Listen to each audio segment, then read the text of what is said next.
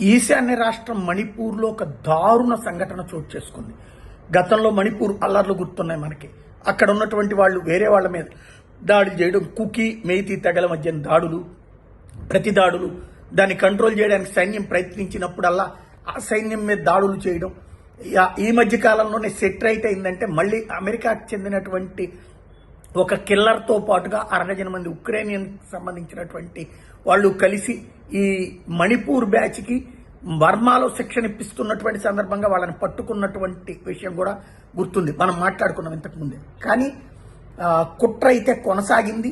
ఇవాళ కొద్దిసేపటి క్రితం సైన్యం అటుగా వెళ్తున్నటువంటి వేళ ఒక్కసారిగా విరుచుకుపడ్డటువంటి గిరిజన తెగల్లోని ఎవరో ఒక వర్గం సైన్యం మీద దాడులు చేసింది, హింసాకాండకి పాల్పడింది. 22 మంది సైనికులు ప్రాణాలు కోల్పోయారు. భారతదేశంలో సొంత ప్రజల చేతన ఈ విధమైనటువంటి దాడికి గురై ప్రాణాలు కోల్పోవడం అన్నటువంటి సంఘటన తీవ్ర ఆవేదన కలిగించేటటువంటి అంశం.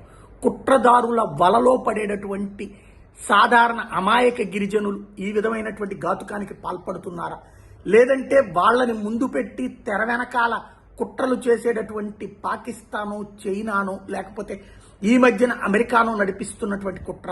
ఎన్నికల ముందు ఇట్లాంటి హింసాకాండ జరిగితే అప్పుడు ఖచ్చితంగా మోడీ సర్కార్కి వ్యతిరేకంగా ఉంటుందన్నటువంటి ఉద్దేశంతో ఏమైనా కుట్ర చేశారా ఏంటి అనేది తెలియదు. కానీ ఒక దారుణమైనటువంటి సంఘటన.